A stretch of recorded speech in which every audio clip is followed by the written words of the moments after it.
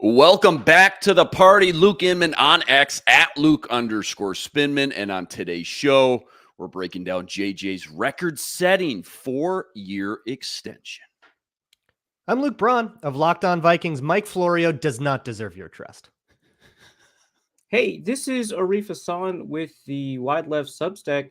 Why was Jefferson in Florham Park, actually?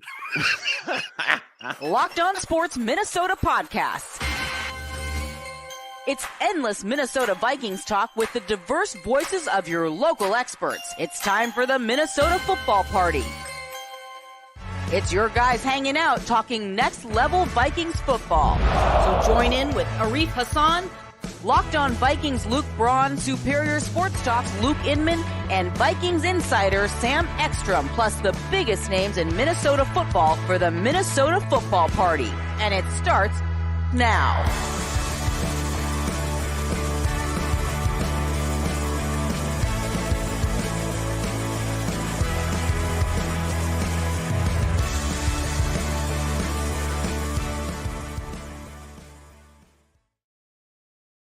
What's up? What's up? Back in the lab, back at it. Another episode of the Minnesota Football Party. Sam Ekstrom, he's out. He's across the border. He's in sunny Mexico. So you got to deal with the three-man crew today. And on today's show, fellas, of course, diving into the A topic. This morning, Justin Jefferson signs his mega deal extension. He now becomes the highest paid non-quarterback in NFL history. We'll break all that down and what it means for the Vikings salary cap this year and beyond. Plus, some OTA winners, some OTA losers, taking a peek at the early depth charts this summer. And of course, if we got some time at the end, always love to take some fan questions. So hit us up on the stream over there in the chat throughout the next 30, 35 minutes or so. But first, before we dive into all that, sound. Well, we're going to get there. Don't worry. We're going to get there. But first, hold on. But first, a quick reminder. Today's episode is brought to us by FanDuel. Make every moment more. Right now, new customers, you're getting $150 in bonus bets with any winning $5 bet. That's $150 in bonus bets with any winning $5 bet. Visit FanDuel.com/lockedon today to get started. Okay, guys. Plenty to dive into. Of course, we're going to start with the A topic right off the bat. Hey. For the people. You know, Sam's right now. Okay. Oh, we're on repeat. Okay. All right. One more. I was concerned that you may not have access to the sound, but it took me a second to scroll all the way down there. Yeah, that's true. Here we go, guys. Per Adam Schefter, Justin Jefferson has reached an agreement on a 4-year, $140 million contract extension. It includes $110 guaranteed, makes him not only the highest paid wide receiver in NFL history, but the highest paid non-quarterback in NFL history as well. The deal includes $89 million due at signing, highest non-quarterback guarantee at signing in NFL history. Resets the wide receiver market finally. Here's my first thought. Here's where my head goes. $89 million due at signing. I'm picturing Ziggy pulling up to U.S. Bank drive-through ATM window, probably what, in the Ford Focus or something? I don't know. Sticking his debit card in there. He's got the 4-digit code, trying to pull out $90 million so he can run back to TCO and pay that man his money. So we've been talking about ATM this. Around here? No. Probably, maybe not. I feel like we've been talking about this deal, I don't know, every week on the show for the last 14, 15 months is what it feels like. Anyways, like at the end of the 2022 season was when the rumor mill started to fly that maybe they would get a deal done before the 2023 season. So I guess just to kick things off here, it's finally done. They get JJ inked all the way through 2028. I know we all heard a million different projections as far as what was all going to look like. Luke, I'll start with you. Just kind of your knee-jerk reaction knowing this guy is going to be a Viking for at least 5 more years. And also your initial thoughts when you heard the numbers, right? When it all kind of was laid out there as far as the cap stuff goes. I know you've been all over these projections going back months now. So was it about what you thought it would all look like as far as the nuts and bolts goes with the deal?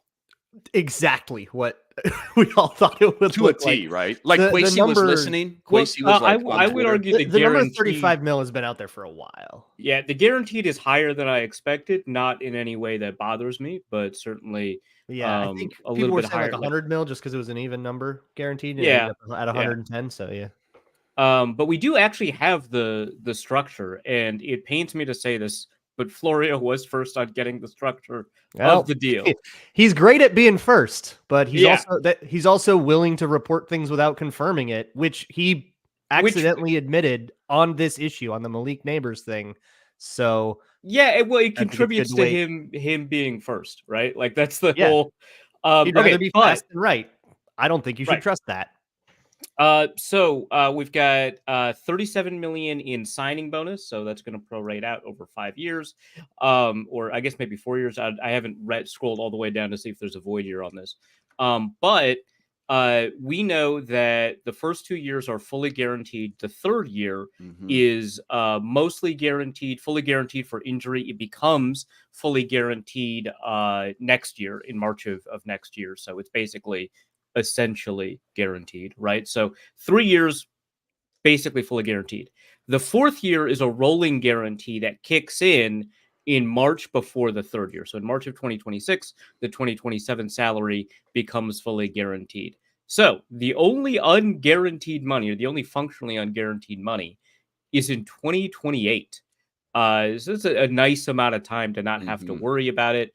What's interesting is that the 2028 salary is not that different from the 2027 salary. So people who want a salary breakdown, first of all, if you're doing that, you should probably just head over to PFD. I hate to give that guy traffic, but he does have the numbers. But the base salaries for 2024, 1.125 million fully guaranteed. So that number is going to bring the cap down for 2024. So long as you account for the $36 million signing bonus. 2025, another 1.17 million base salary, but there is an option bonus for 2025 of $30 million. I don't know how that gets spread out. I'm going to imagine it's a little bit like a signing bonus. But there's also per game roster bonuses. They're not likely to be earned because he missed a bunch of games. So they do need to be earned, but we do need to take into account the per game roster bonuses of $500,000 per game. So the 2025 base salary is not really what he's going to get paid in 2025. There's actually a lot going on there. He's going to get another $9 million in bonuses if he plays every game.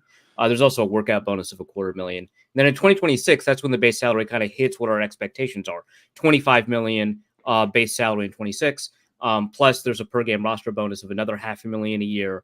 2027, a $29 million base salary, per game roster bonus of $500,000 per game. And so another $9 million per year. Right. Then 2028, the unguaranteed year, is $33 million with the same per game and workout bonuses. So that's the deal. So my assumption is that in 2027, it's going to get reworked. Or down, he's going to get more money in his pocket during that reworking. That's probably what's going to happen. But if you take a look at like percentage of cap, so 35 million is actually of the 2024 cap is actually a lower percentage than what Tyreek Hill signed in 2022 when he signed his $30 million deal. That was 14.4%. This is 13.7%. It's comparable to DeAndre Hopkins. So among modern receiver contracts, it's the second or third highest. Only Jerry Rice was higher outside of Tyreek Hill. Which, I mean, Jerry Rice, okay. But yeah, so it's like the second or third highest contract in per year once you adjust for cap at signing. That's I'm comfortable with all of that. It's actually extremely close to the first contract extension Randy Moss signed once you account for cap. So there you go. So all in all, saying, phenomenal this is breakdown Randy there. Moss Yeah. all over again. We're actually kind of right. Yeah, well, so I was just gonna say, good breakdown there by Arif, going through all the nuts and bolts, all the details.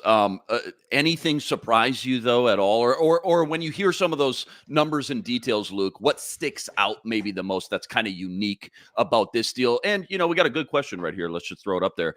Kind of a middle ground. I mean, perfect world. JJ maybe wants a shorter deal, or is that kind of getting a little bit too? I don't want to say too cute by any means, but you know what I mean? Like not very realistic to do all that work and only give him for 3 more years. I think 2028. I think 2028 was probably pretty. Everybody's pretty happy with that. Yeah.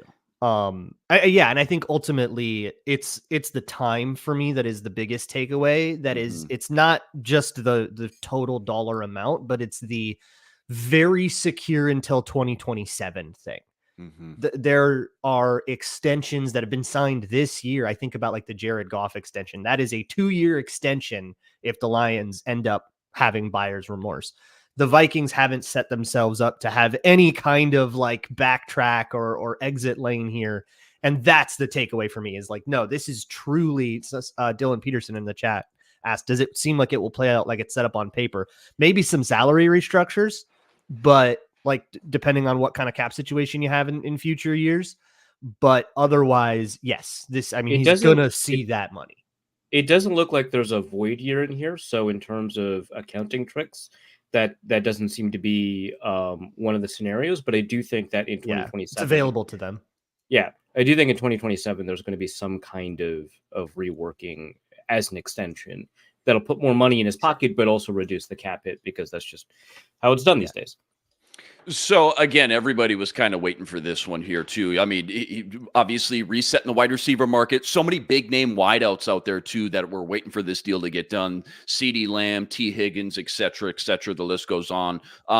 What was from a roster construction standpoint now, right? You know he's going to be here for a while. He's going to be one of the core pieces they build around for the next 4 or 5 years. You got this rookie quarterback on this rookie deal now. Just what do you think about the long term? Yeah, this year for sure as well. But the long term, as far as just like the core nucleus pieces on this team, they want to build around with this young quarterback. I mean, that was kind of always going to be the case. It felt like it, right? Yeah, there was no extension that was going to get you security with a McCarthy extension, right? Like these were never going to align in a way where you knew for sure that JJ was under contract when JJ was going to get his new deal, right? So yeah, I mean, it's interesting that like in the 4th year and the 5th year option period that there's a good chance that Jefferson's going to continue to be under contract, but you're just going to have to rework it anyway. So that's fine. I think that 4th year gives the Vikings a little bit of leverage, which is the only reason that as a player you'd want that 3rd year extension as opposed to a 4-year extension. But I don't think that Jefferson cared too much about that. I think he just wanted a high guarantee. I think that was like his primary goal. Yeah.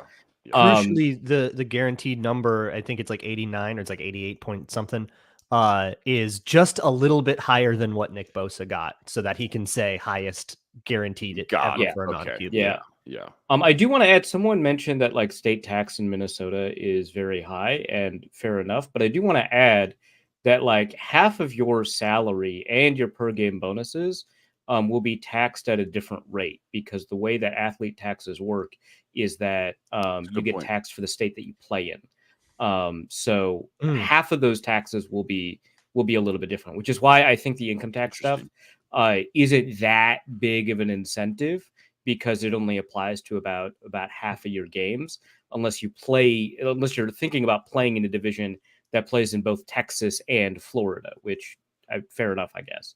But for the most part, South, baby. Yeah, for the most part, it's not that big of a deal. Just because it like the state that you're in, that income tax, it doesn't really matter all that much. There's one other detail. Do we know what the 2025 $30 million option bonus like means? It's fully guaranteed, but it kind of feels a little bit like a big old lump sum of money that's meant to be restructured. That's like, here's this, we don't know how we want to account for this on the cap yet. So here it is.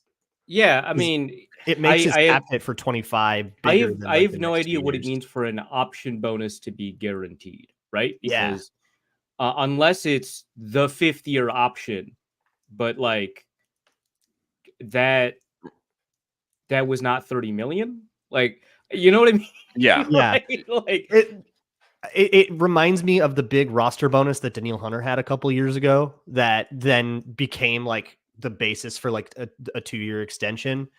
But it's weird that his 2025 cap hit would then be bigger than 26 and 27. Yeah, it wouldn't escalate normally, which feels like they'll even that out. My guess is that this is an accounting trick to create a second signing bonus.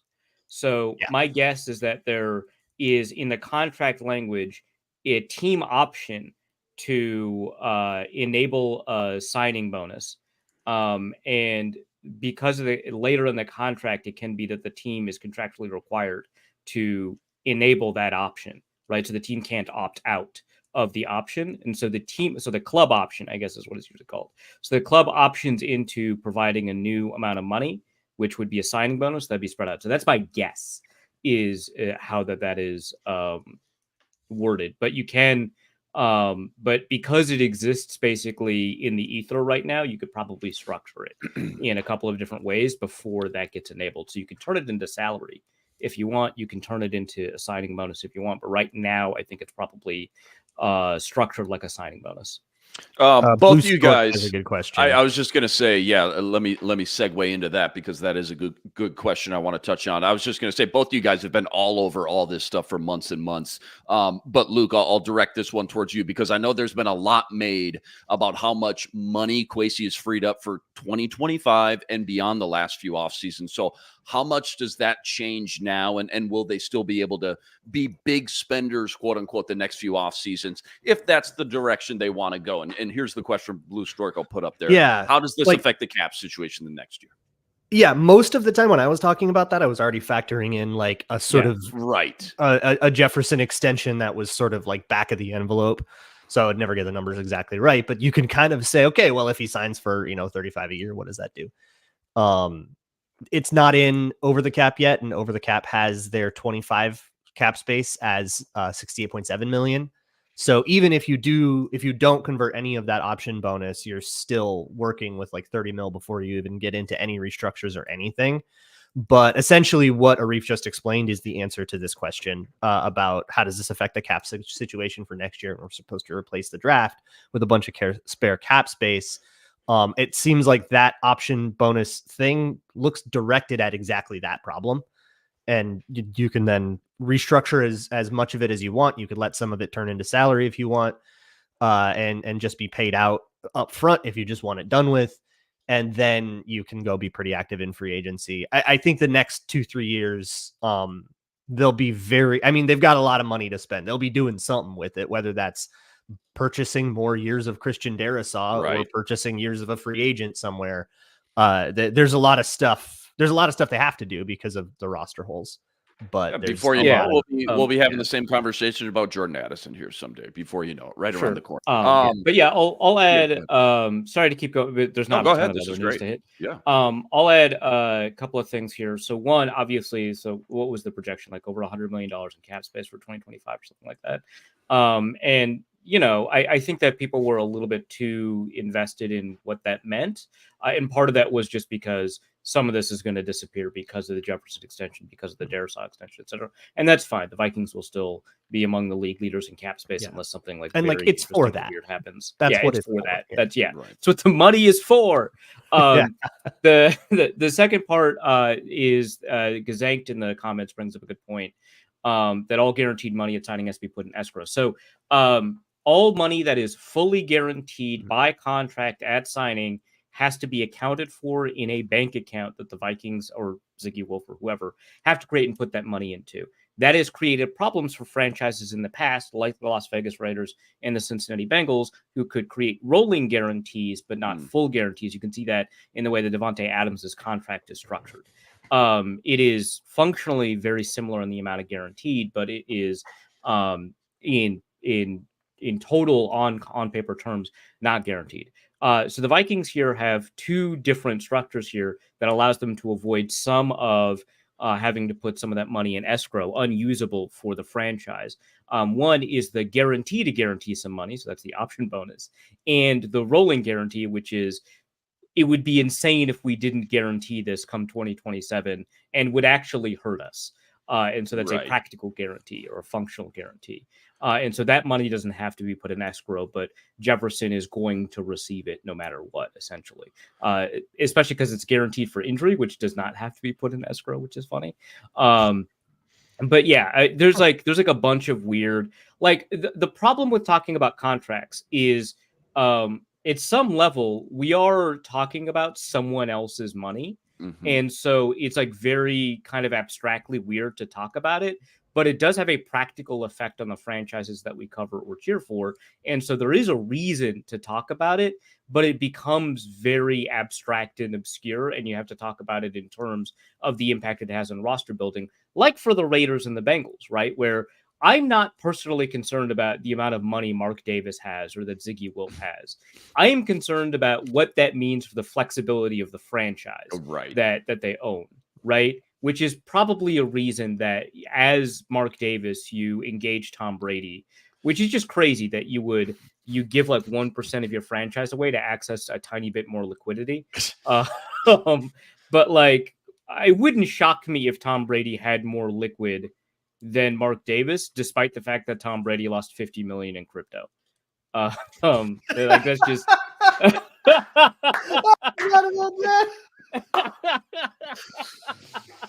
So true. Yeah, but like that's why a lot of these things happen or are structured the way they are. Not because the franchise doesn't want to guarantee money or send a signal that they're committed to this guy. It's because like the mechanics of the accounting at the billionaire level can be kind of complicated.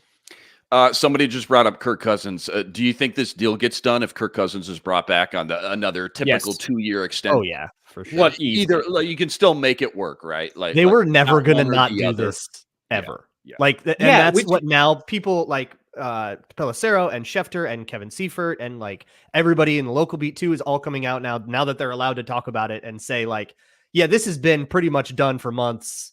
They never wavered. Sure, teams called because everybody calls about superstars, but they never gave anybody the time of day about any trades. And it turns out that if you may have been scammed, check where you get your news. Just real quick, I'm just thinking about seeing all these wideouts. I've been thinking about all these wideouts getting paid the way they are, the way the wideouts impact the game on the field, right? More of a pass happy league. I guess, how do you guys try to summarize how the NFL game now has changed? Like, since you and I grew up, right? Like, the running back position isn't valued like it used to be. Everybody talks about that. You got to have 3 good wideouts or good passing weapons on your team nowadays. Like, how much of an advantage is it to have a Justin Jefferson lined up out there every Sunday from like an X's and O's standpoint, for a play caller, for a quarterback, for the offense, all that stuff? There is now a very big problem. Like that's the advantage, is that he causes such a big problem for you. Right. And even teams with superstar corners are not comfortable just leaving that corner on an island. They all have been giving, their Jair Alexander's safety help. And if they do, I remember the game in London last year where they just left Marshawn Lattimore on him all day and he roasted him. Like, you just can't do that. That's a huge problem for defenses. It makes everybody else's life easy. Jordan Addison's going to be swimming in one-on-ones. You're going to get great stuff over the middle with Hawkinson when he's healthy again. It's just great to have that kind of outlet for JJ McCarthy, just somebody that, crap, trouble. Let's just heave up a one-on-one. You can just do that because he can just come down with it on 4th and 18 sometimes. There's so many advantages that like trickle out to everybody else that just makes it so much easier to do your job when you have a guy like that in the building. And that is what makes him worth pretty much whatever he was going to ask for. Mm-hmm. Yeah. Blank check. What do you want? Fill it out. Arif, kind of the same, stemming off the same topic, same question. Like, we hear all the time, the experts, right? All the time they talk about, in this league, today's day and age, it's all about having the X factor, the guy who can win the one-on-one matchup. Do you think there is a bigger, skill position X factor in the league right now, more than Justin Jefferson? Probably not, especially when we're isolated to skill positions. I think that, I don't know that there's one that is more impactful or game changing or whatever kind of verb you want to use that means this, or adjective you want to use that means the same thing here, than Justin Jefferson, which is what like justifies this particular contract. What's interesting to me is that it might validate the Bill Belichick approach to defense for a while. Like after what was it, 2016, when he no longer had Darrelle Revis, he started putting his best corner on the second best receiver and then doubling the best receiver with his second best corner. And he just like felt that was like a more efficient use of resources because you're going to double people anyway, right? So like there's not much. It's so smart. And we might see more of that approach. I mean, it's one reason why that 2019 defense was insane. Like, I think people undersell like how insanely good that 2019 Patriots defense was. It's possibly better than the 2017 Vikings defense. Like, That's it was a really good, good and that point. was one of the approaches. Yeah. That's a really good point. How would you guys grade Kwesi and KOC, the job they've done, kind of building this offensive core, right? You got JJ for 5 more years, Addison for 4 more years, that was Rick. Hawkinson for 4 more years. It's a bunch of Rick it was all guys Rick. plus Right. Addison and Hawkinson. Good additions there. Yeah. Would Good you say job, Rick.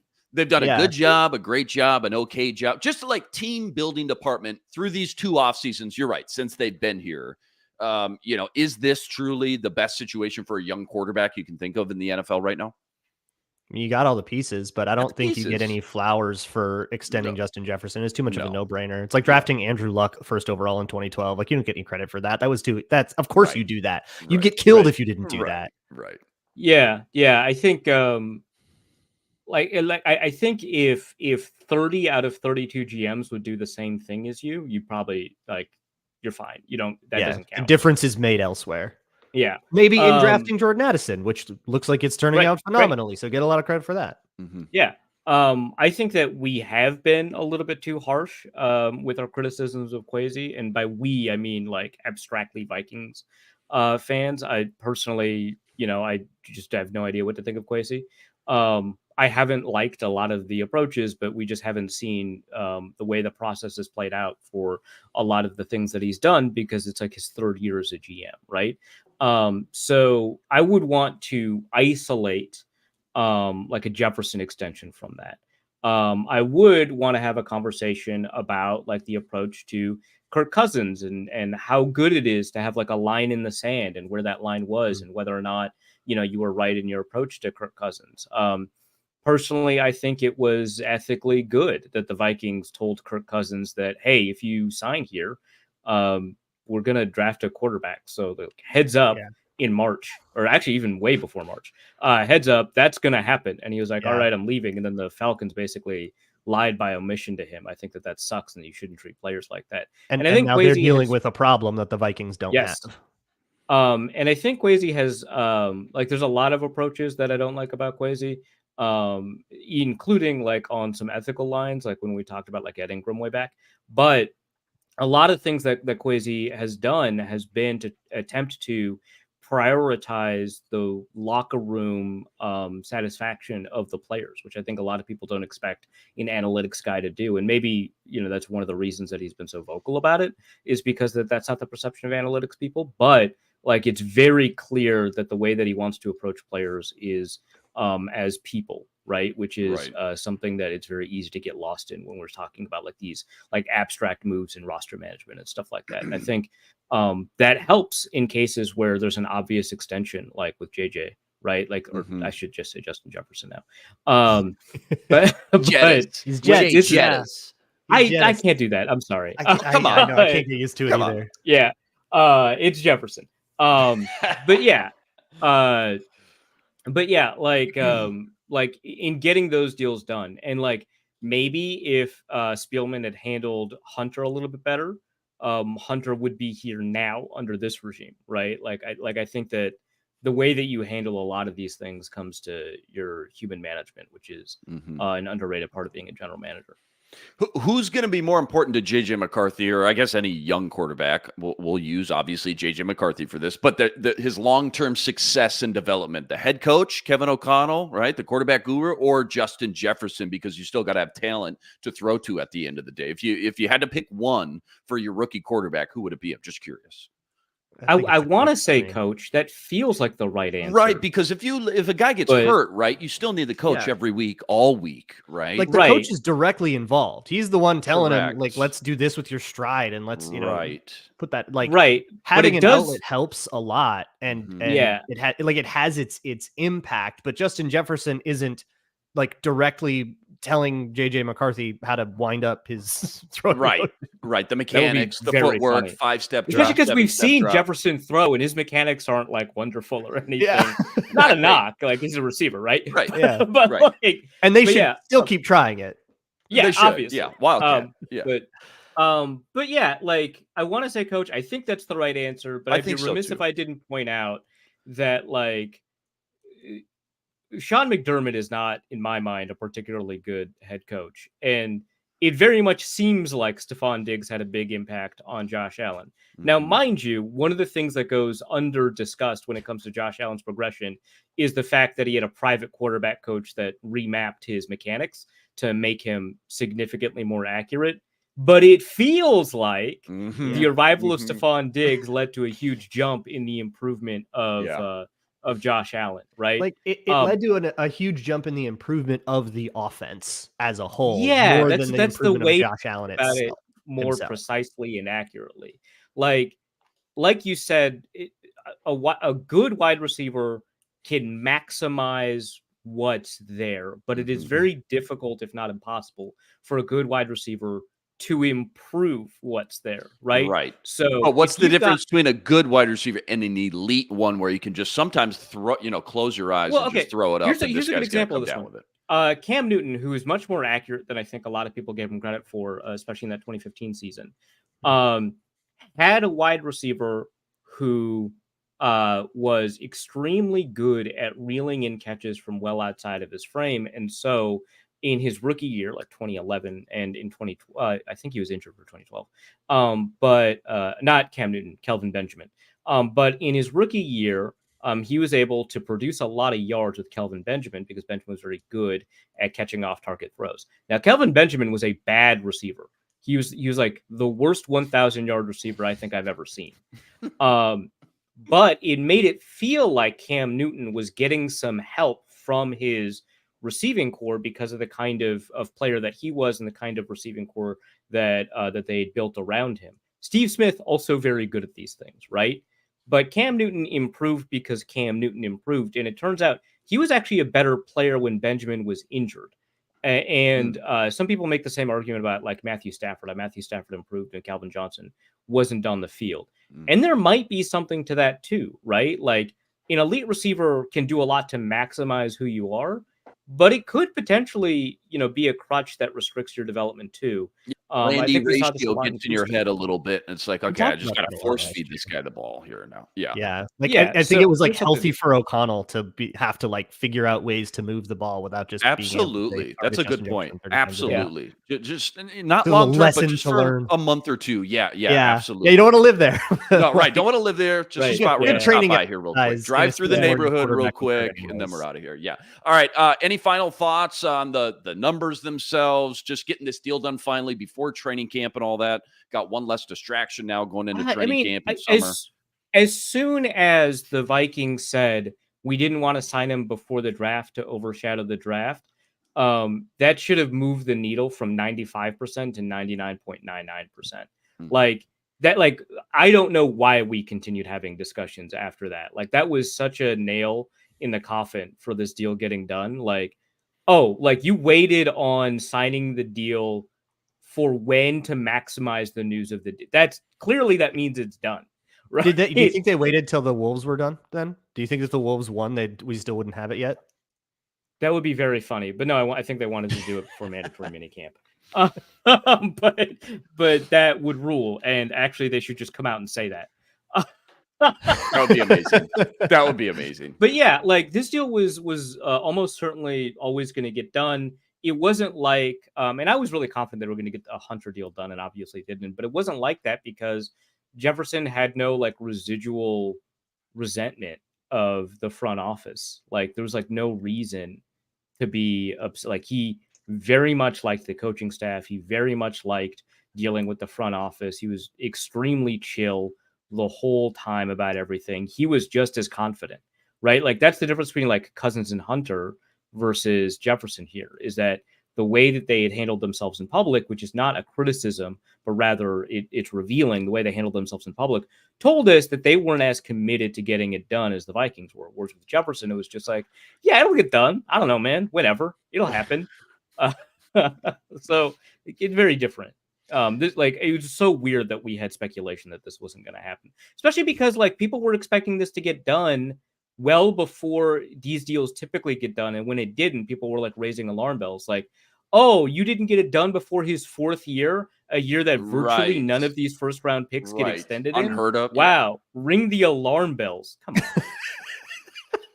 what kind of Mickey Mouse operation you guys running over there? Come on.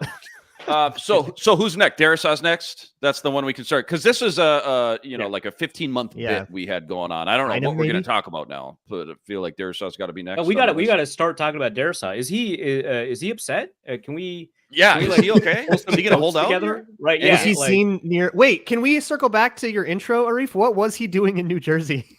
Yeah. Okay. Also, what was he doing in New Jersey?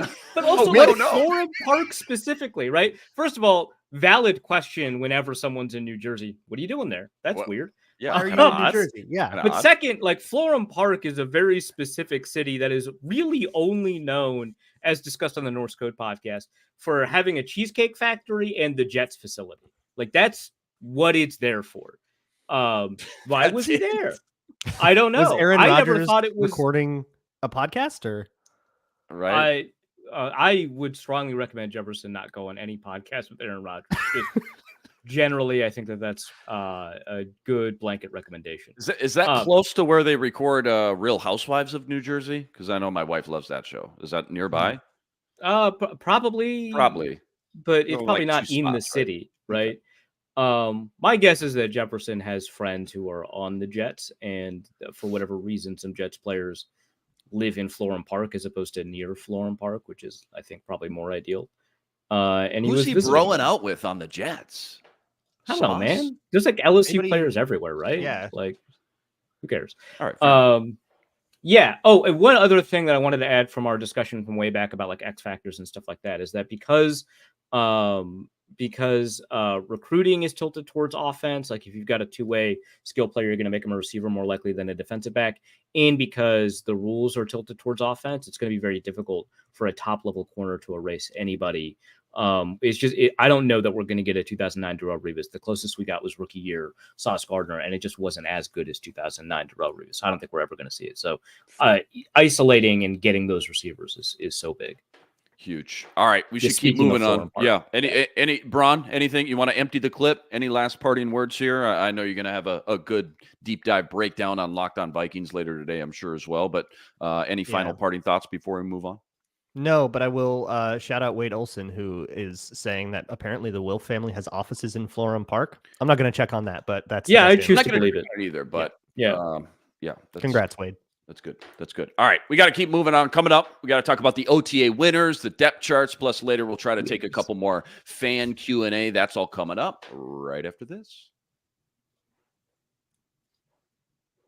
Quick reminder, today's episode brought to us by FanDuel, America's #1 sportsbook and official sportsbook partner of the MLB. Right now, it's playoff time in the NBA and NHL, not to mention baseball's in full swing, and that means FanDuel's your #1 place to be to bet on all the action. And check this out. Right now, new customers, you're getting $150 in bonus bets with any winning $5 bet. That's $150 in bonus bets with any winning $5 bet. Bet on everything from slap shots to home runs to slam dunks, all on the app that's safe, secure, and easy to use. Right now, I just looked this up. The Vikings are 1-point underdogs week 1 versus the Giants. Over-under for that one sitting at 41.5. So what are you waiting for? Visit FanDuel.com/lockedon. Make your first bet a huge win.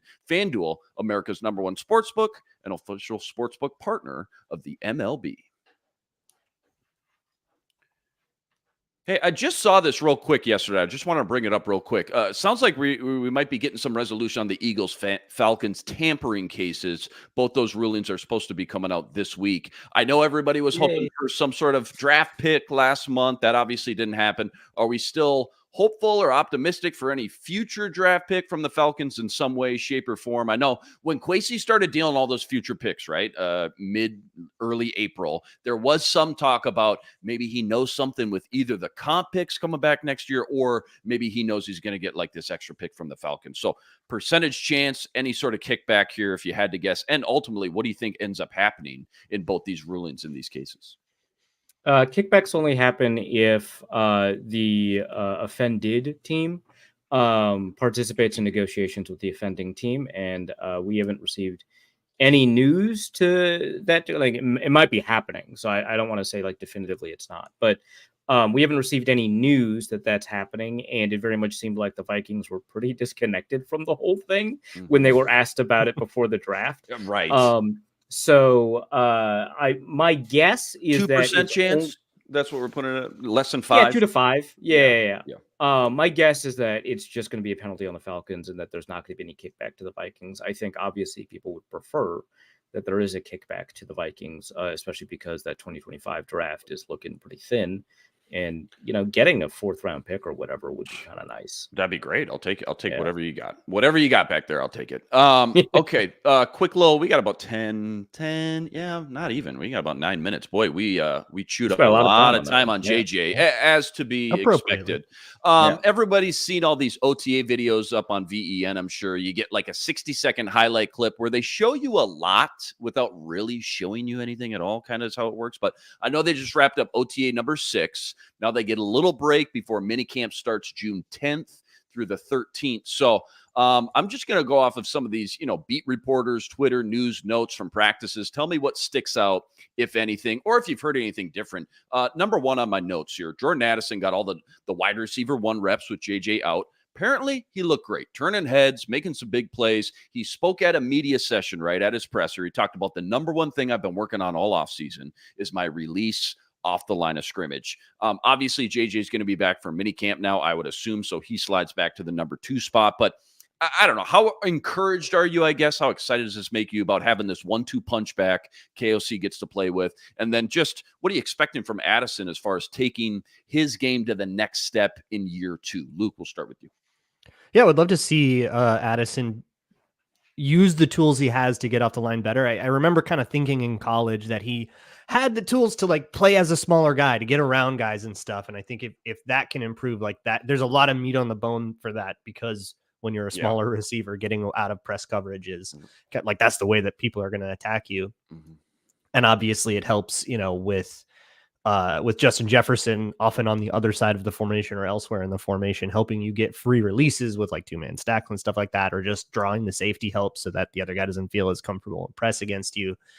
That is all super awesome. But yeah, you kind of hope that this is the time when they go, I'm trying a new thing. I'm working on something right now. Because right now you don't have to be on, perfection every single time rep. to experiment now. Yeah, absolutely. Exactly. Which is what JJ McCarthy's doing as well, with a lot of there's a lot of mechanical stuff that's different and problems that's bringing in, and now you can kind of get a sense for how that feels, and if you want to continue going down that, tinker a little bit. Now's the time for sure. Arif, did you see Jordan Addison kind of struggle in that specific area, right? Releasing off the line in year 1, and how encouraging is it knowing he still had that kind of impact in production in year 1 and should only get better, you would assume, moving forward into year 2? I think the bigger thing is that he was protected from his release mattering a little bit more. Like playing flanker or even occasionally in the slot and stuff getting like moved that. Around a lot. The thing that's like interesting about Addison is that, he's the kind of player that, maybe he's not doing a great job getting off of press, but when he does, he punishes you a lot. And so the calculus for whether or not you're going to engage in press coverage against this guy is not your success rate, but like what the average outcome is. Like, if you're successful, so if you're successful 60% of the time, that might seem like, oh, I should press more often. But if on that other 40% of the time, it's like a 25-yard play, it's like, I don't know, man. I don't know. So, what are we doing? I think like that's like the nice thing about Addison and the way that his developmental curve is that like, even if he doesn't get better at press coverage, he can still be a weapon against it, just because on the occasions where, he does happen to win, it's really impactful. The thing that is important though, just in terms of Addison and what he's doing at OTAs, given that Jefferson wasn't there, given that Hawkinson can't participate, him having those moments where he's a focal point for the offense, which of course did happen last year, is going to be really big for, his development and the way that the Vikings have the ability to craft game plans around, his deployment and stuff like that. And what's really great is if we're in a spot where we discussed, the thing with Wade Belichick deploys cornerbacks, where Addison is seeing the best corner, and he's got a reasonable amount of success against that guy. If he's, cooking Jair Alexander, that somebody like a Sam Darnold or a JJ McCarthy can feel comfortable going to Addison because they've had so many reps in OTAs, minicamp, training camp of Addison being the guy that they go to in these one-on-one situations, right? Like, one of the issues with Kirk Cousins, especially before O'Connell arrived, was that he was very textbook. And it's like, oh, I've got a receiver in a one-on-one situation on 4th and 1. And that guy's going to go deep and I'm going to throw it to him. And it's like Andre Roberts, like, dog. like you didn't think about that matchup at all. You just saw that, like, on paper, this is what you do in one-on-one coverage. And it's like, it's 4th and 1 and Jefferson is doubled, but he's just going to run a slant. He's going to get open anyway. Just throw it to him. Don't throw it to your 4th wide receiver who's got one-on-one coverage just because he has one-on-one coverage and that's what you're supposed to do. Now, you don't really have to worry about that much because you can be confident in that matchup if Addison continues to progress. So, like, I'm kind of curious about what's going to happen given that he'll be a focal point in the offense in some sense. Not the focal point, that's Jefferson. But it'll be nice to see him progress if he progresses without Hawkinson there. Yeah. No, a lot of good points there. Last one before we get out of here. Byron Murphy and Shaq Griffin, apparently the starting corners and most of the base packages. As we know, base package, not what it used to be. You're going to play a lot of nickel. Murph moved inside in the nickel. Sounds like it's been a rotation then. Shaq on one side. Evans, Mekhi Blackman kind of going back and forth. I remember, this is what where my mind went. I remember thinking, I think it was 2022, they brought in this veteran cornerback from New England, Joanne Williams. I don't know if they just wanted the veteran starting out there first, right out the gate, but in OTAs and minicamp, he was getting most of the work with the ones. So I guess my question here, 30 seconds each, both of you, and then we got to get out of here. When you hear Shaq Griffin getting all the work with the ones, is this just another Joanne Williams type of situation because he's the vet? Or do they really like him? Are they leaning more towards him over the young guys like Evans and Mekhi? Because I got burned once before on this, but do you guys think this battle is far from over, or where you guys sit with this whole cornerback group? I think it tells you that, like, the young guys are not anointed with the job. Sure. You got to go out and beat somebody now. And if you don't, then at least he's a veteran, right? But that kind of tells me that they aren't. I mean, if I don't think they would have gone out and gone for somebody like Shaq Griffin if they were ultimately happy with what a Caleb Evans ended up putting out last year and Mekhi Blackman, all these guys. Like, it's a little bit of like, okay, who's going to step up and beat this guy? Otherwise, this is just a bunch of young depth. Yeah, I think the same thing. Shaq Griffin is out there because he's out there. This team has shown that there's not a particular deference to veterans with the Joanne Williams situation. I think that if someone outcompetes Shaq Griffin, they're going to get the job. And I think that that's probably likely that someone's going to outcompete him. Not that I think, Griffin is a bad pickup or anything like that. I think he's a good pickup, but I just think that, it's not a lock that he's a starter. And we saw this last year. So nothing new to add to that. All right, we got to get out of here. Time absolutely flew by today after talking and breaking down JJ's new record-setting contract. Huge shout-out to everybody that joined us on the stream. As always, we'll be back same time, same place this Thursday. Ron Johnson stopping by. Sam Ekstrom should be back in the captain's seat as well. Remember, like, rate, review, and subscribe to the YouTube channel. We're so close to 8,000 subscribers. And quick reminder, check out Luke every day on Locked On Vikings. Check out Arif over at the Wide Left Substack. You can always find me after every Twins game on the Locked On Twins postcast. Until next time, for the two Lukes and Arif, signing out.